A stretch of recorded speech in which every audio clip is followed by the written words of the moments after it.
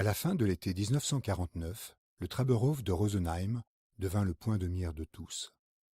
Jusqu'à 30 000 personnes par jour venaient voir Bruno Gröning. Les nouvelles dans les journaux se déchaînaient. Il était question de guérisons spectaculaires et l'affluence des malades continuait à croître.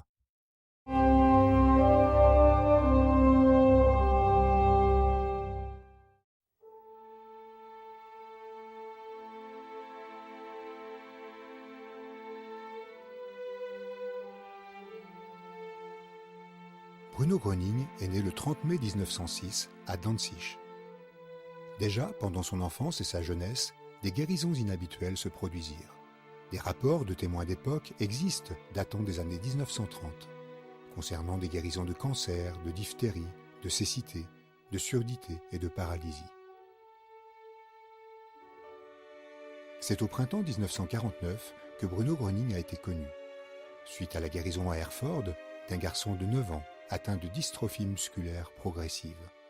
Les parents ont rendu publique cette guérison, et rapidement, des centaines de malades sont arrivés dans la petite ville de Westphalie. Les articles dans les journaux arrivaient de partout. On parlait de nouvelles guérisons spectaculaires, et la foule des malades devint de plus en plus grande. Personne ne parlait, tous étaient muets, silencieux. Personne ne parlait. Et lorsqu'il est venu sur le balcon, il a dit « Levez-vous, vous les paralysés, vous pouvez marcher ». Et alors ils se sont levés. Quand vous avez vu les gens se lever lorsque Gröning leur a parlé, ou seulement du fait de sa présence, et quand il a dit « Maintenant, levez-vous » et que les gens se sont levés, alors vous ne pouviez plus considérer un tel homme comme un charlatan. C'était comme un courant qui passait en picotant des pieds jusque dans la tête. Et alors, mais ce fut très court, jusque dans la tête, et puis plus rien, c'était parti. C'était quelque chose d'étrange. Puis je me sentis beaucoup plus libre et légère. Le fait de revenir de la guerre en bonne santé ne m'a pas procuré plus de joie que ce moment-là. Nous n'avions pas pensé qu'une telle chose fût possible. Au cours de l'été 1949, la science s'est également intéressée au phénomène Gröning. En collaboration avec la clinique universitaire de Heidelberg, la méthode de guérison de Gröning devait être étudiée. Ici aussi, des guérisons furent constatées. Il était question de résultats remarquables, en partie même sensationnels. Le plus impressionnant fut sans doute le cas Strobel. Depuis des années, il souffrait de spondylite ankylosante, entraînant une raideur complète de la colonne vertébrale et de fortes douleurs.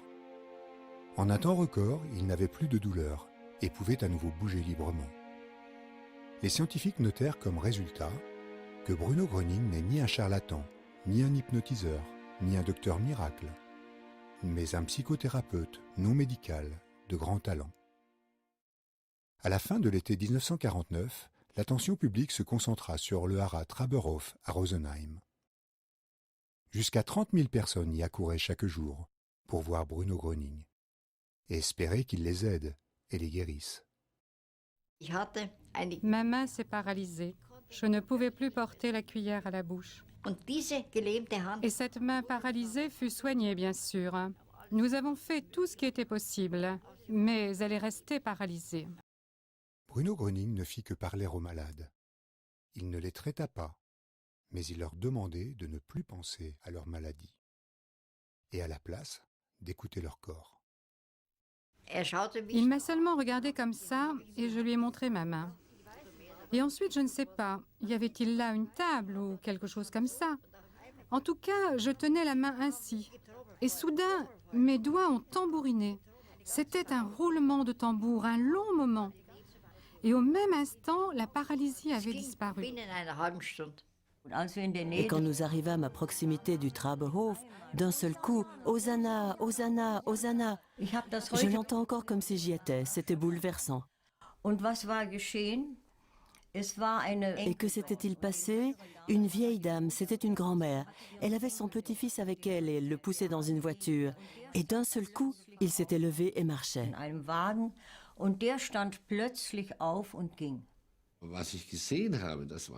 J'ai vu les personnes en fauteuil roulant. Elles étaient assez nombreuses, je ne sais plus combien, Et elles ont effectivement répondu à l'exhortation de Gröning. Elles se sont levées de leur fauteuil roulant et elles l'ont poussé elles-mêmes. Ça, je l'ai vu. Mais il n'y avait pas que des défenseurs de Gröning. Déjà, à Herford, on lui reprochait de pratiquer l'art de guérir et d'enfreindre la loi qui régit la profession de thérapeute. En 1951, il a même été inculpé sous le même chef d'accusation, mais acquitté l'année suivante. Il n'était pas nécessaire de l'interdire. Il n'y avait aucune raison pour cela. Le président du conseil Ehart avait dit lui-même qu'il fallait le laisser agir. Bien sûr, il fallait y mettre de l'ordre. Mais la loi ne disait pas que... Enfin, en tant que non-juriste, je ne peux pas en juger, mais cela ne m'a jamais dérangé. En 1955, le procureur d'État de Munich l'inculpait à nouveau. En passant péniblement à travers les instances, le procès s'étala sur plusieurs années. Ce n'est que lorsque Gröning décéda, en janvier 1959 à Paris, que le procès a cessé. Il n'y a jamais eu de jugement définitif.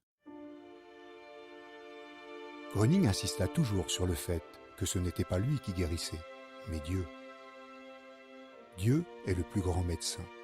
Il n'y a pas d'incurable. Voilà les messages clés de son enseignement. Il se définissait de la manière suivante.